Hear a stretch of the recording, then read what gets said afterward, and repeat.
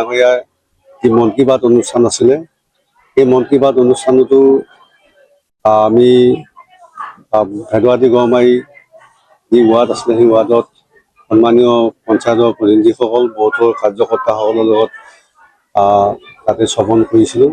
আৰু সেই মন কী বাত অনুষ্ঠানত যশস্বী প্ৰধানমন্ত্ৰীগৰাকীয়ে সমগ্ৰ ভাৰতবৰ্ষক উদ্দেশ্যি যিখিনি কথা কৈছে ই অতিকৈ সৰ্বাংগ সুন্দৰ কথা কৈছে।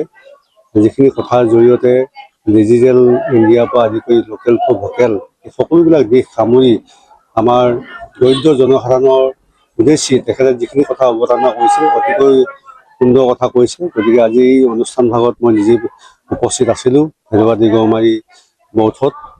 তাৰপিছতেই আহি গছবাৰী দলৈচুবাত কেইবাটাও অনুষ্ঠান, বিশেষকৈ দলৈচুবাত এটা সৰস্বতী মন্দিৰ আছিলে, এই সৰস্বতী মন্দিৰটো আধাশিলা কৰিলোঁ। সৰস্বতী মন্দিৰ বুলি কোৱাৰ লগে লগে মৰিগাঁও জিলাত সৰস্বতী মন্দিৰ একেবাৰে নাই। গতিকে মই অহা যোৱা কৰোঁতে দেখা পাইছিলোঁ যে এটা মানে সৰুকৈ এটা মণিকূট গৃহ বনাই থৈছিলে।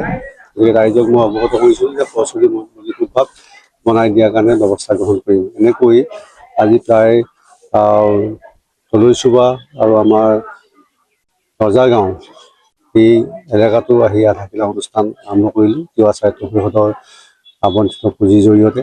গতিকে দেখিবলৈ পাইছে আপোনালোকে সমগ্ৰ মধ্য অসমৰ বিভিন্ন প্ৰান্তত যিমানবিলাক তিৱা সাহিত্য পৰিষদৰ সমষ্টি আছে সকলোবিলাক সমষ্টিতেই এই আধাশিলাবিলাক চলি আছে।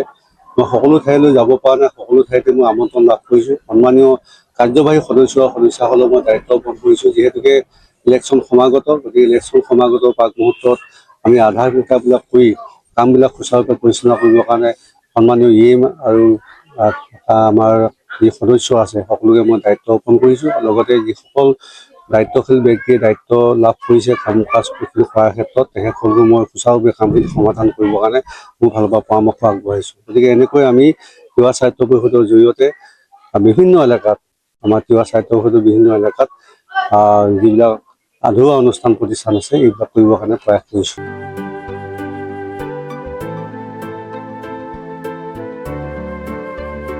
শদিয়াৰ পৰা ধুবুৰীলৈ, বৰাকৰ পৰা ব্ৰহ্মপুত্ৰলৈ সকলোৰে মাজত চিনাকি এটা নাম প্ৰাতঃ টাইম। থলুৱা ভাষা, কৃষ্টি আৰু সত্য বাতৰিৰ আধাৰত প্ৰতিষ্ঠিত খবৰ প্ৰাতঃ টাইমৰ প্ৰতিটো বা বাতৰি পুংখানুপুংখভাৱে চাবলৈ Facebook, YouTube, website, Twitter, Instagram আৰু ব্লগাৰ পেজত লাইক আৰু ফ'ল' কৰক। ধন্যবাদ।